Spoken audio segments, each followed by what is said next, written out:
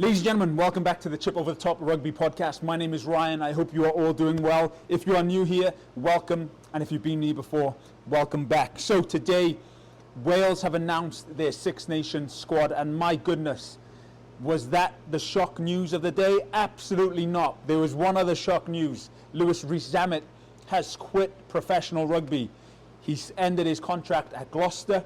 He is not representing Wales anymore. He is now joining the international player pathway in the NFL. And personally, as someone who lives in America, I think there's a possibility he could be the first sort of offensive skill set player position to do the crossover and do it well. He's 22 years old. He's got plenty of time left in his legs to go back into rugby if he wants to. But to get an invite from the player pathway and try and make it in the NFL is going to be insane, because I think he does have the skill sets. He's fast, he's very skillful, and I think he'll make either a great wide receiver or a safety slash corner, because he can tackle as well, right? And he's got that defensive skill set in him too. But going back to the other sort of breaking news, the Welsh squad, Warren Gatland has announced his 34-man playing squad for the Six Nations campaign, which gets underway in less than 3 weeks. Now today I'm rocking my pea coat because it is Baltic outside. It has been snowing and it's absolutely beautiful. But I figured, dress up, why not look like a real sort of Welsh rugby presenter on the field as you're giving up the news, you know? Anyway, so let's dive into the squad. There are some big omissions. There are 5 new uncapped players, and I have a theory. So, forwards, Gareth Thomas, Corey Domachowski, Kemsey Matthias, Ryan Elias, Elliot Dee, and Evan Lloyd. Kieran Azarati, Archie Griffin, and Leon Brown.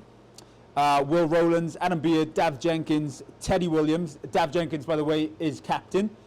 Teddy Williams, and then back row, so Aaron Wainwright, Tommy Raphael, Alex Mann, James Botham, and Mackenzie Martin, and Tane Basham. So in the front, in the forwards, the new uncapped players, Evan Lloyd for Cardiff, who's hooker, which is interesting. I would have gone with Liam Belcher, but I can understand the rationale.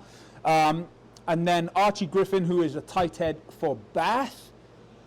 We also have then Alex Mann and Mackenzie Martin, who are back rowers for Cardiff.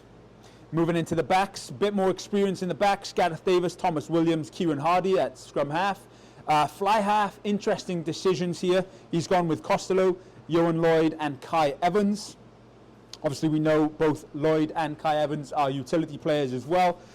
Centres, Nick Tompkins, Owen Watkins, George North, Mason Grady, and Joe Roberts.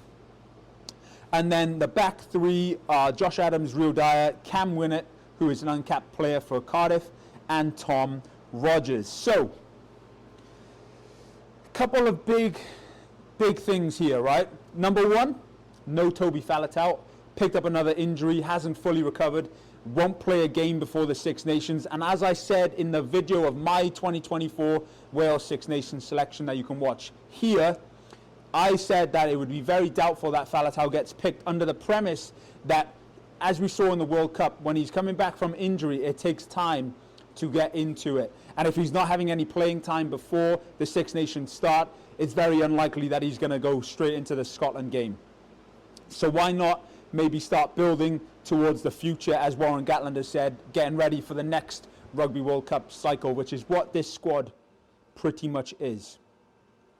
Another big shock here is that in the tight heads, he's gone with none of the tight heads that went to the World Cup. No Dylan Lewis, no Thomas Francis, and no Henry Thomas. Instead, opting for Kieran Azarati, Archie Griffin, and Leon Brown for the Dragons. So it'll be very interesting to see what happens there.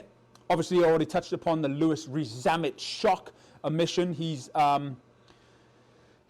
quit professional rugby and he's going to try his hand at the NFL, which I'm super excited for, because obviously being in America, I get to watch sort of American football as well. And I'm involved in the fantasy football side of things too, so that would be good to see.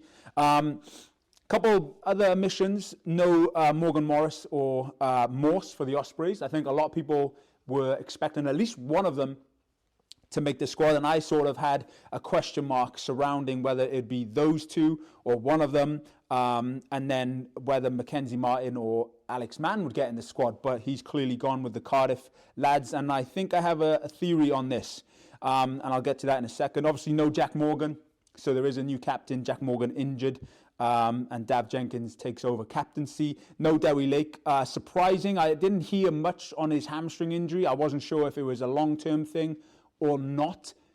And if it isn't, is there a possibility that he can join up to the Six Nations squad? Maybe, because it's only a squad of 34. Last year, there was a squad of 37 and 36, respectively. So, not sure there. And then the big sort of theory that I have here is that there's a lack of Ospreys in the squad. Only 4 Ospreys getting selected for the Six Nations. Now, because I was expecting maybe to see sort of Rees Davis in there who could play lock and back row, and he's kind of very physical. No Keelan Giles. And with the omission of Rees Zammit, I thought we might need another speedster in the squad, and Keelan Giles is a very good speedster and finisher. But he opted for, Cameron Winnett in his place. And then no Kieran Williams at inside centre. An interesting sort of option. I'm assuming Warren Gatland is probably going to look at Mason Grady to be on the wing, maybe, or whether he'll slot in at centre because he's picked up Owen Watkins as well. So tying everything together, the Wales Six Nations squad is very inexperienced across the board. The average age is 25, roughly, which bodes well, though, for the next sort of cycle of the Rugby World Cup. But there's a lack of Ospreys, and the reason I'm thinking there's something going on here is because the Ospreys are possibly the only team this season, the only region in Wales who could potentially pick up some silverware in the second string of the European tournament, European Cup. They obviously played Perpignan on Friday and they beat them comfortably, and then this week they take on the Emirates Lions. So I'm thinking there's got to be some sort of Gatland's maybe looking at the regions and thinking, okay, we should probably have one region at least do well this season in terms of winning some sort of silverware, because I don't think any of the regions are going to win any silverware in the URC as it stands. So maybe by leaving a lot of the Ospreys players behind at the region, they could do well in that second tier of European rugby. But that's just my opinion. Let me know yours below. Give this video a thumbs up. Subscribe for more content because there are lots coming soon. And I'm going to do a deep dive on the Rees Zammit scandal. It's not really a scandal though, is it? But it's just shock. It's breaking news. Like, it's unheard of. I mean, it's not.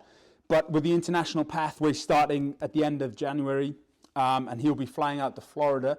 Don't blame him because it's going to be gorgeous down there for 10 weeks intensive before the NFL draft, because he will be eligible to enter the NFL draft. And obviously I do know a bit about American football, so I'm going to make a separate video on that.